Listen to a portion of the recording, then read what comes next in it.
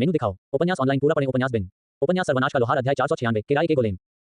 गुना Nobel बिन store में विशेष offer के साथ आपका स्वागत है। उपन्यास से संबंधित उत्पादों पर सर्वोत्तम डील पाने के लिए यूआरएल पर प्रोमो कोड 6B95HKJN का उपयोग करें। शॉपिंग का आनंद लें। सर्वनाश का लोहार C496 किराए पर लिए गए गोलेम एज बाय पर फ्यूचर।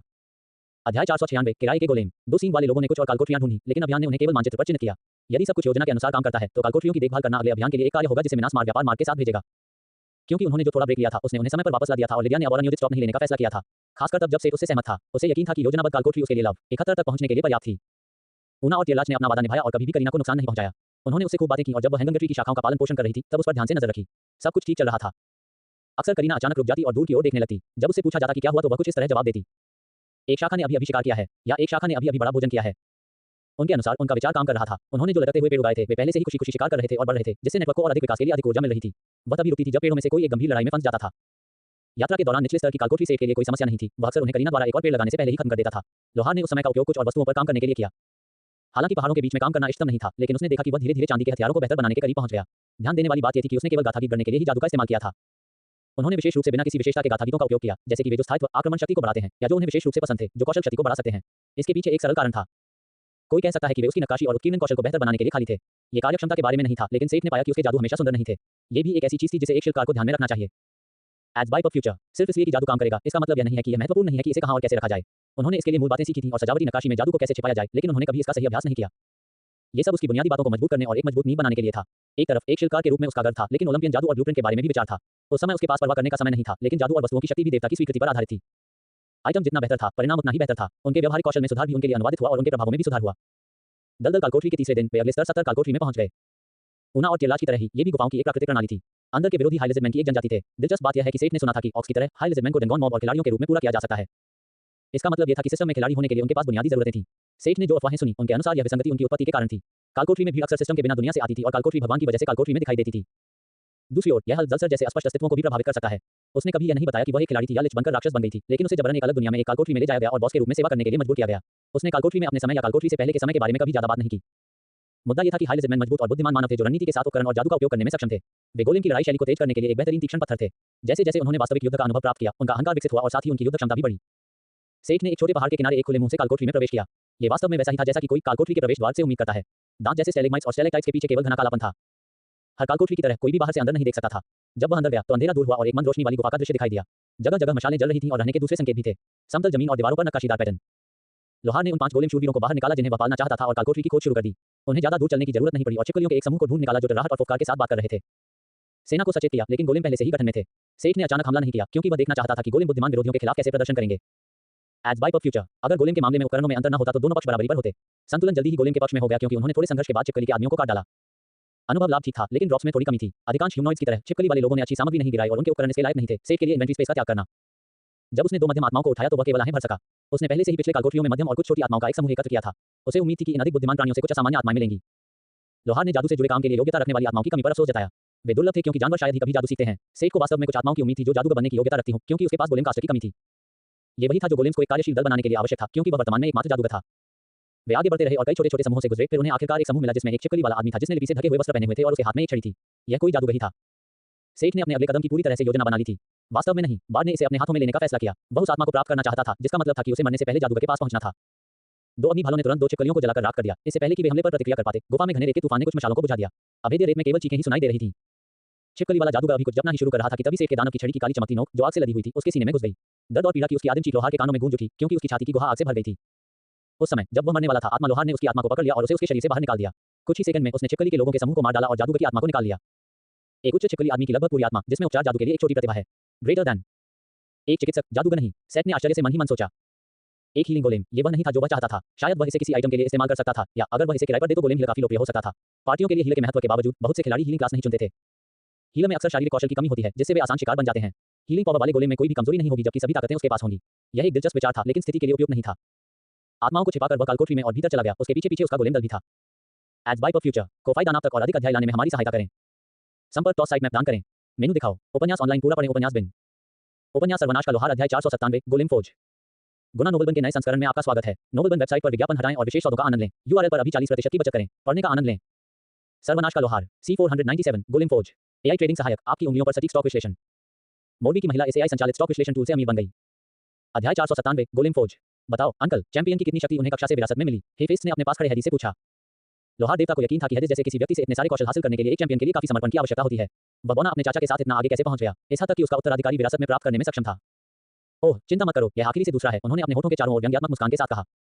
क्या ये बहुत ज्यादा नहीं है? सेठ ने कहा। लोहार ने कुछ नहीं कहा, लेकिन हाँ में सिर हिला दिया। तुम दोनों किस बारे में बात कर रहे हो? अपनी तरफ देखो, क्या तुमने उसे कवि के मार्ग पर नहीं धकेला? और तुम, हेफेस्ट, क्या तुम्हारे पास वास्तव में असंतुष्ट होने का कोई कारण है? उसका मार्ग तुम्हारे मार्ग के सबसे करीब है, उसे लोगों और प्राणियों को वापस जीवन में लाते हुए देखो। हेडिस ने शांत स्वर में दोनों को डांटा। सेठ चुप हो गया, जबकि हेफेस्ट हल्की मुस्कान के साथ पीछे झुक गया। उसके चाचा सही थे, भले ही छोटे सेठ ने अपनी पसंदीदा दूसरी कक्षा नहीं चुनी थी, लेकिन वह प्रभावी रूप से उसके नक्शे कदम पर चल रहा था। ये शर्म की बात थी कि लिच ने पेंडोरा की उपाधि से इनकार कर दिया था। छोटे लोहार को इससे बहुत लाभ हो सकता था। जब उसने भविष्य के बारे में सोचा तो वह मुस्कुराए बिना नहीं रह सका। अगर सेठ इसी गति से आगे बढ़ता रहा तो उसे भगवान के और भी कामों को खोलने में ज्यादा समय नहीं लगेगा। शायद वह अपने निजी चैंपियन को भी परिपक्व होने में मदद कर सकता है अगर वह सही तरीके से खेलता है। चुनने का सबसे अच्छा समय जल्द ही आएगा। अल्पविराम। मंजिलों से नीचे उतरते हुए सेठ सामान्य समूहों को गोलेम्स के लिए छोड़ देता था, लेकिन जब कोई भलाईकार उनके बीच होता था तो उसकी आत्मा को सुरक्षित करने के लिए सीधे कार्रवाई करता था। पब फ्यूचर द्वारा विज्ञापन। 30 मंजिलों के दौरान सेठ 3 अन्य हीलर की आत्माओं को इकट्ठा करने में सक्षम था, जिनमें से 5 जादू की प्रतिभा के साथ थे और एक योद्धा की आत्मा जो एक मंजिल के मालिक से गिरी थी। वे सभी असामान्य थे। वह इस बात को लेकर असमंजस में था कि वह उनका उपयोग किस लिए करेगा। जब गोलेम ने उसके लिए अनुभव इकट्ठा किया तो वह इस बारे में सोच रहा था। अंत में वह इस निष्कर्ष पर पहुंचा कि गोलेम बनाना ही सबसे अच्छा विकल्प था। वे उसके अपने उपकरणों को बेहतर बनाने के लिए पर्याप्त नहीं थे। उनसे हथियार बनाना बेकार था क्योंकि वह आत्मा नक्काशी या उत्कीर्णन के साथ समान परिणाम प्राप्त कर सकता था। बेशक ये देखना उसके लिए दिलचस्प था कि अगर वह आत्मा की प्रतिभा और उसकी तकनीकों को मिला दे तो क्या हो सकता है, लेकिन वे इतने दुर्लभ थे कि यह बेकार की बात लगती थी। गोलेम के मूल के रूप में उनका उपयोग करने से वस्तुगत रूप से अधिक लाभ हुआ। उसे केवल ये करना होगा। जब वह ध्यान नहीं दे रहा था तभी उसका अनुभव बार भर गया और वह ऊपर चला गया। अंत में उसके पास 7वें स्तर पर अपग्रेड करने के लिए 8 कौशल बिंदु थे। वह एक पल के लिए रुक गया, गोलेम की खामोश निगाहों से घिरा हुआ। थोड़ा घबराए हुए उन्होंने कौशल पर कौशल बिंदुओं का उपयोग किया। उन्होंने इस बिंदु तक पहुंचने में काफी समय और थोड़ा प्रयास लगाया था। बन गया है। Greater than. कोई आतिशबाजी नहीं, कोई अधिसूचना नहीं। ठीक है, उसे वास्तव में उनकी उम्मीद नहीं थी। हालांकि वह अपने कौशल में बदलाव महसूस कर सकता था। उसने कौशल विंडो खोली और चमकती आंखों से पर्क सूची की जांच की। वहां ये था, गोलेम फौज को एक नए पर्क के रूप में जोड़ा गया था। राहत की लहर उसके ऊपर छा गई। सेठ को यकीन नहीं था कि अगर वह फिर से नहीं होता तो क्या वह इससे निपट पाता। उसे नहीं लगता था कि उसके पास तुरंत लेवल 80 तक जाने की कोशिश करने की प्रेरणा होगी। वह उसी समय गोलेम फौज को बुलाने ही वाला था कि उसे एहसास हुआ कि वह अभी भी कालकोठरी के बीच में है। रिपोर्ट के अनुसार अंत तक पहुंचने से पहले अभी भी 15 मंजिलें बाकी थीं। उसने अपना गला साफ किया और गोलेम्स की ओर देखा, जो चुपचाप प्रतीक्षा कर रहे थे और घूर रहे थे। चलो आगे बढ़ते हैं, उसने अजीब तरीके से कहा और आगे बढ़ने का संकेत दिया। छिपकली पुरुषों के समूह धीरे-धीरे स्तर में ऊपर उठे, लेकिन दुश्मनों की संरचना में कोई बदलाव नहीं आया था। ये हमेशा उच्च छिपकली पुरुषों का एक छोटा समूह था, कभी-कभी एक मरहम लगाने वाले या जादूगर के साथ, उस समय केवल योद्धाओं से बना नहीं था। पब फ्यूचर द्वारा विज्ञापन। हालांकि जब वह अगले समूह की लाशों को लूटने गया तो उनका सामना हुआ। लाश गायब होने से पहले लूट का माल अपनी सूची में जमा करते हुए उसने अचानक एक मैकेनिक की आवाज सुनी। न्यूनतम आवश्यकताओं की जांच की जा रही है। लोहार शिल्पकार चेक। करामात शिल्पकार जांच। उन्नत सुदृढ़ीकरण शिल्पकार जांच करें। ऊर्जा परिसंचरण 3 असफल। स्टोरेज अनलॉकिंग फंक्शन अस्वीकृत। क्या? सेठ ने आश्चर्य से कहा। क्या तुमने भी वह आवाज सुनी? उसने पफल्स और टेटजेल से पूछा, लेकिन दोनों ने इनकार कर दिया। क्या आप ठीक हैं, माँ? शायद तुम्हें थोड़ा आराम कर लेना चाहिए। पफल्स ने ऐसे कहा जैसे सेठ पहले से ही पीछे आराम नहीं कर रहा था, जबकि गोलेम ने अधिकांश काम कर लिया था। उसे यकीन था कि वह पागल नहीं था। अगर उन दोनों ने नहीं सुना तो शायद आवाज ने जो कहा था उसके बारे में सोचते हुए सेठ ने खुद को सुना। इसने उसके फोजिंग कौशल की जांच की थी। उसके संबंध में वह केवल गोलेम फौज के बारे में सोच सकता था। यह एकमात्र चीज थी जो बदल गई थी। एज बाय पब फ्यूचर। ऐसा लग रहा था कि गोलेम फौज ने सेठ द्वारा पहली बार बुलाने से पहले ही अपने किसी फंक्शन को अनलॉक करने की कोशिश की थी। कौशल जांच को याद करते हुए उसके पास केवल एक चीज की कमी थी। कुछ समय पहले ही लोहार 9वें स्तर पर पहुंच गया था, जिसका श्रेय उसे पायथन और अन्य गोलेम की हड्डियों के साथ किए गए काम को जाता है। समय की जांच करने पर पता चला कि शेड्यूल में अभी भी काफी कुछ था। चूंकि गोलेम लगातार ताकत हासिल कर रहे थे, इसलिए वे अब उच्च स्तर के बुद्धिमान भीड़ जैसे कि उच्च छिपकली वाले लोगों को भी जल्दी से परास्त करने में सक्षम थे। क्या उसे आगे बढ़ने से पहले अपने कौशल को बढ़ाने की कोशिश करनी चाहिए? समस्या ये थी कि क्या उसके पास कौशल का उपयोग करने के लिए पर्याप्त सामग्री थी। सेठ को यकीन था कि यह स्तर ऊपर जाने के करीब था, क्योंकि पायथन खत्म करने के बाद कुछ समय के लिए कौशल स्तर 9 था। लेकिन उसे यह भी स्वीकार करना पड़ा कि कौशल का 10वां स्तर आमतौर पर पहले के सामान्य स्तरों से एक और कदम कठिन होता है। फिर भी वह कोशिश करना चाहता था। ये कार्य लूटपाट से संबंधित था और सेठ को लगा कि अगर वह अभी कालकोठरी खत्म कर देता है और बाद में विकल्प को अनलॉक करता है तो वह कुछ खो रहा है। भले ही साधारण पीसने से यह संभव न हो, लेकिन वह कोशिश करना चाहता था। अपनी इन्वेंट्री की जांच करते हुए उसने अपने पास मौजूद विविध सामग्रियों को खोजा, जिनकी उन्हें संसाधित करने के लिए जरूरत होगी। जब उसने अपनी सूची में जमा गंदगी देखी तो उसे बहुत दुख हुआ। वहां बहुत सी ऐसी चीजें थी जिनका उसने हाल ही में इस्तेमाल किया था या नियमित रूप से इस्तेमाल करता था, लेकिन वहां बहुत सी ऐसी चीजें भी थी जिनका उसने काफी समय से इस्तेमाल नहीं किया था या फिर भूल गया था। बक्सों के अंदर उसे टोरा से आखिरी वाइवन फैंग मिला। उसे कुछ मिनोटॉर हॉर्न भी मिले जो उसी संदूक में थे जिसमें उसने हैंडल रैप के लिए इस्तेमाल किया था। एक टेरेबर्ड की चोंच जिसे उसने एक बार कालकोठरी से लूटा था। उसे धातु के ईगल चीफ के पंख भी मिले। वे उसके लिए उपयुक्त नहीं थे, लेकिन ये वे थे जो कांस्य पक्षियों ने उसे याद दिलाए। अंत में उसे और कुछ नहीं मिला। उसे मिनास मार में भंडारण का उपयोग करने की आदत हो गई थी और वह हमेशा अपने साथ सब कुछ नहीं ले जाता था।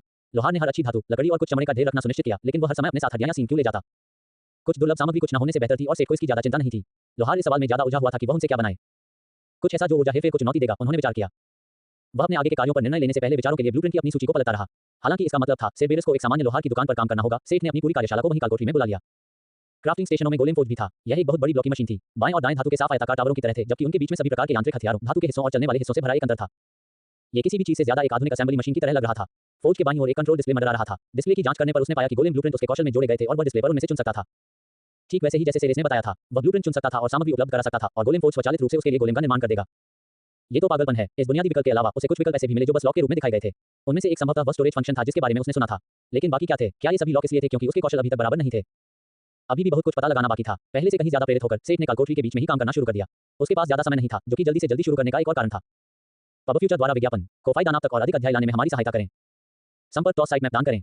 मेनू दिखाओ। उपन्यास ऑनलाइन पूरा पढ़ें। उपन्यास बिन। उपन्यास सर्वनाश का लोहार अध्याय 498 लेब्रिस और सागारिस। गुना नोबेल बिन स्टोर में विशेष ऑफर के साथ आपका स्वागत है। उपन्यास से संबंधित उत्पादों पर सर्वोत्तम डील पाने के लिए यूआरएल पर प्रोमो कोड 6B95HKJN का उपयोग करें।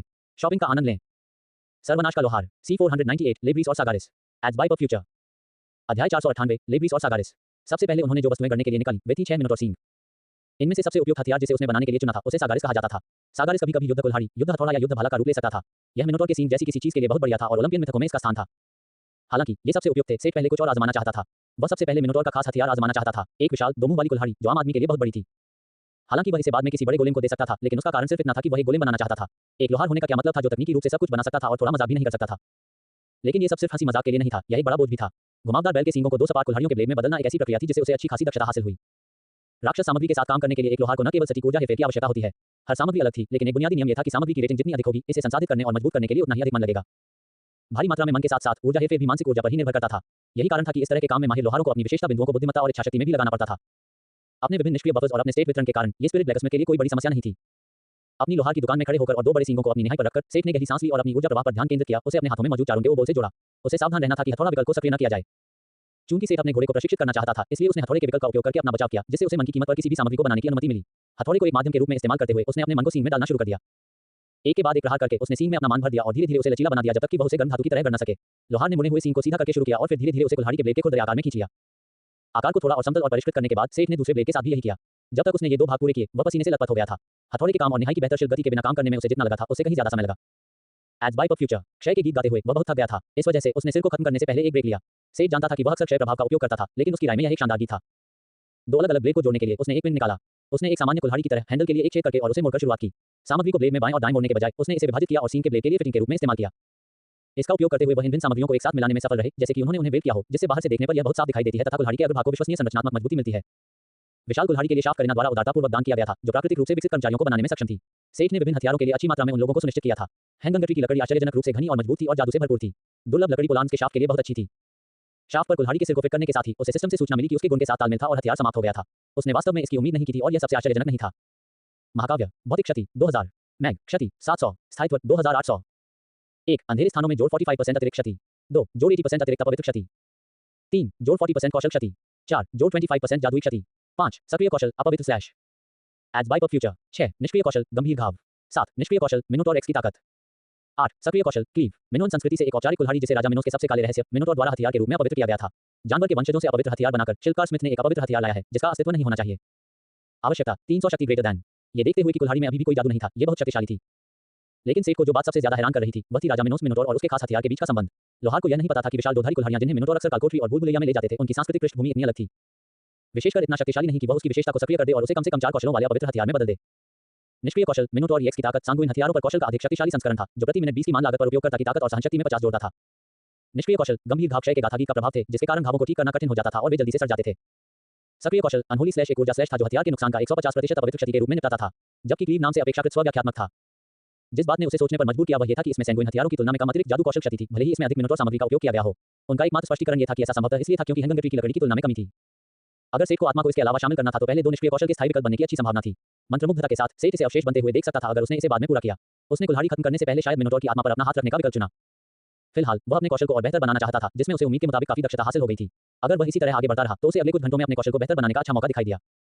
इसके बाद उन्होंने एक सींग से एक सागारिस बनाया। ये कुल्हाड़ी की शैली की सागारिस थी, जिसके ब्लेड के विपरीत तरफ एक कील लगी हुई थी जो अपनी कुल्हाड़ी के समान थी। दुर्लभ शारीरिक क्षति 1400। स्थायित्व 1800। 1 जोड़ 25% कौशल क्षति। 2 जोड़ 10% जादुई क्षति। 3 सक्रिय कौशल विंड ब्लेड। 4 सक्रिय कौशल क्लेव। 5 निष्क्रिय कौशल मिनोटोर की ताकत जोड़। 6 निष्क्रिय कौशल गंभीर घाव। शिल्पकार स्मिथ द्वारा पुनः निर्मित एक प्राचीन कुल्हाड़ी शैली। विशेष साधनों के माध्यम से हथियार में वायु तत्व का समावेश किया गया था। Greater than. हालांकि यह अच्छा हथियार था, सेठ की उम्मीदें धोखा खा गईं। लेब्रिस के विपरीत उसकी विशेषता पर कोई प्रतिक्रिया नहीं हुई। इसमें गंभीर घाव का कौशल भी था क्योंकि उसने इस पर क्षय गाथागी का इस्तेमाल किया था।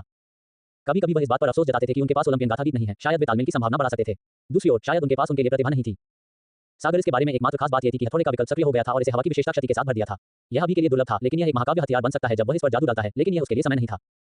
लोहार ने इसी तरह की शैली की एक और सागारिस बनाई और फिर से हथौड़ा आगे बढ़ा। इस बार इसने स्पाइक पर कवच प्रवेश बोनस लगाया। सेठ ने अपने हथौड़े चारों के ओबोल को संदेह से देखा। वह यह महसूस करने से खुद को नहीं रोक पाया कि केवती क्वीन से लौटने के बाद से इसके प्रभावों की आवृत्ति बढ़ गई थी। हथौड़े की जांच करने पर उसने पाया कि इसके सभी प्रभावों में थोड़ा सुधार हुआ है।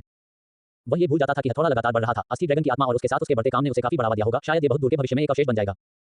कवि ने मन ही मन नोट कर लिया कि हथौड़े की वृद्धि भी एक ऐसी चीज थी जिस पर उसे नजर रखनी थी। हथौड़े से जो प्रभाव पड़ता था वह हथौड़े से संसाधित की गई सामग्री पर निर्भर करता था। सवाल यह था कि क्या उसे इस्तेमाल की जाने वाली सामग्रियों के बारे में अधिक सावधान रहना चाहिए, यादृच्छिक विकल्पों को उन चीजों तक सीमित रखना चाहिए जिन्हें वह सकारात्मक मानता है, या क्या विभिन्न सामग्रियों का उपयोग करके समग्र प्रदर्शनों की सूची को बढ़ाना बेहतर था। अपना सिर हिलाते हुए वह खेल में वापस आ गया। उसकी कौशल दक्षता बढ़ रही थी और यही बात मायने रखती थी। अगर वह तय समय पर रहना चाहता था और समय पर कालकोठरी खत्म करना चाहता था तो उसे आगे बढ़ते रहना था। एड्स बाय फ्यूचर को फायदा नाप तक और अधिक अध्याय लाने में हमारी सहायता करें। संपर्क टॉस साइट में प्रदान करें। मेनू दिखाओ। उपन्यास ऑनलाइन पूरा पढ़ें। उपन्यास बिन। उपन्यास सर्वनाश का लोहार अध्याय 499 वेपर ऑफ द डीप। गुना नोबेलबन के नए संस्करण में आपका स्वागत है। नोबेलबन वेबसाइट पर विज्ञापन हटाएं और विशेष सौदों का आनंद लें। यूआरएल पर अभी 40% की बचत करें। पढ़ने का आनंद लें। सर्वनाश का लोहार C499 vapour of the deep. एड्स बाय फ्यूचर। अध्याय 499 वेपर ऑफ द डीप। आखिरी सींगों के लिए सेठ के मन में एक और विचार आया। सागर इस पर अपने काम के दौरान वह मिनोटोर और लेब्रिस के आने के बाद उससे जुड़े मिथकों के बारे में सोचता रहा। विवरण में मिनोस का उल्लेख था और लोहार को उससे एक और विचार आया। अल्पविराम। कहीं उथल-पुथल भरे समुद्र की अंधेरी सड़ांध भरी गहराई में एक दुर्लभ धुन गूंज रही थी। डूबे हुए युगपोतों के सिंहासन पर बैठा एक उबा हुआ जलपुरुष धीरे-धीरे अपना सिर बाएं से दाएं हिला रहा था। उसके होठों के इर्द-गिर्द एक हल्की सी मुस्कान खेल रही थी। बहुत समय हो गया था जब से उसने कोई अच्छी धुन सुनी थी। अल्पविराम। तूफानी मौसम और उग्र समुद्र की तरह लगने वाला गाना गाते हुए सेठ ने दो बचे हुए सींगों को चिकना किया और उनकी नोकों को दो लंबे और तीखे कंठों में बदल दिया। राक्षसी धुनों से काले पड़ चुके दोनों सींगों को जब उसने उनके आधार पर मजबूती से जोड़ा तो उनका आकार एक जैसा हो गया। सेठ ने अपने अनुमान का पालन किया और इस हथियार के लिए एक और फोर्जिंग बैले का इस्तेमाल किया, जिसे उसने अक्सर इस्तेमाल नहीं किया था क्योंकि यह उसकी अपनी विशेषताओं का बिल्कुल पालन नहीं करता था। समुद्र के दानव वेपर को बुलाकर वह शापित जल विशेषता क्षति के साथ हथियार को मंत्रमुग्ध करने में सक्षम था। दिलचस्प बात यह है कि वही गीत वेपर की अलग-अलग क्षमताओं की बदौलत कवच को सुरक्षा और उपचार के गुणों से मंत्रमुग्ध करने में भी सक्षम था। समुद्र और तूफान के दानव के रूप में ये गीत भी के साथ अच्छी तरह से फिट बैठता है।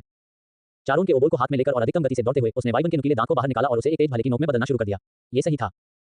सेठ का इरादा एक त्रिशूल बनाने का था। मूल रूप से मिनोटोर एक बैल का वंशज था जिसे पोसाइडन ने मिनोस को एक आश्चर्य के रूप में उपहार में दिया था, जिसे पोसाइडन के नाम पर बलिदान किया जाना था। क्या इसका मतलब यह नहीं था कि बैल तकनीकी रूप से एक दिव्य जानवर था और मिनोटोर उसका वंशज था? एड्स बाय फ्यूचर। उनका तर्क थोड़ा दूर की कड़ी था लेकिन तकनीकी रूप से मिनोटोर का अभी भी पोसेडॉन से कुछ संबंध हो सकता है।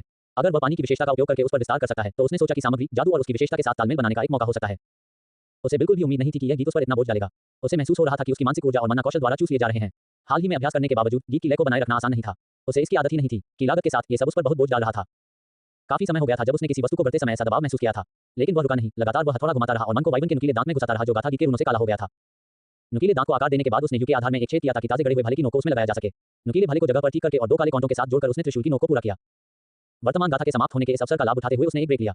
थककर उसने समाप्त भाग को एक तरफ रख दिया और कुछ पीने और खाने के लिए चला गया। उसे शुरू हुए 2 घंटे हो चुके थे और इस प्रक्रिया में उसे अपेक्षा से अधिक समय लग गया था। माँ, क्या आपका काम जल्दी खत्म हो गया? मैं बोर हो रहा हूँ, टैटजेल ने शिकायत की। बस थोड़ा सो जाओ, मुझे भी ये देखना है, पफल्स ने आलस से सुझाव दिया। मैं नहीं कर सकता, मैं बोर हो रहा हूँ। माफ करना टैटजेल, मैं जल्दी आऊंगा। कुछ औषधियां पीने से उसकी शक्ति शीघ्र ही बहाल हो गई और वह बेहतर महसूस करने लगा। ठीक है, चलो इसे खत्म करते हैं। सेठ ने गाथा गीत को फिर से शुरू किया और शाफ्ट के लिए सॉकेट तैयार करना शुरू किया, इससे पहले कि वह रहस्यमय ओक के कुछ टुकड़े और हैंगिंग ट्री की लकड़ी लाए। चूंकि वह चाहता था कि गाथा गीत लकड़ी पर भी प्रभाव डाले, इसलिए उसने 2 प्रकार की लकड़ी को परतदार स्टील की तरह एक साथ मिलाना शुरू कर दिया। गाथा के प्रभाव में लकड़ी भी काली हो गई और दानव के आशीर्वाद से मजबूत हो गई। जब लकड़ी आखिरकार एक साथ जुड़ गई और शाफ्ट तैयार हो गया तो उसने इसे सॉकेट में लगा दिया, जिससे लगभग काला हथियार पूरा हो गया। एड्स बाय फ्यूचर। महाकाव्य। शारीरिक क्षति 1300। मैग क्षति 1300। स्थायित्व 2000। 1 जोड़ 35% कवच भेदन। 2 जोड़ 65% जल आत्मीयता। 3 जोड़ 25% शापित जल विशेषता क्षति। 4 जोड़ 50% कौशल क्षति। 5 जोड़ 40% जादुई क्षति। 6 निष्क्रिय कौशल सड़ते घाव। 7 निष्क्रिय कौशल मिनोटोर एक्स की ताकत। 8 सक्रिय कौशल कैस्केड पियर्स।